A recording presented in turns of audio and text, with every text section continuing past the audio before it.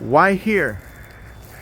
Because this is the exhaust and you can see if there's any white smoke or how the piston rings are.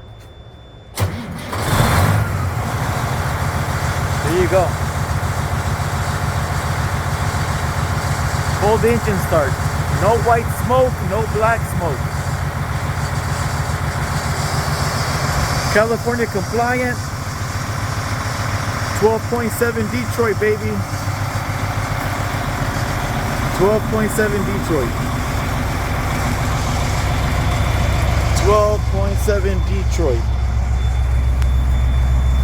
California compliant. And like I said,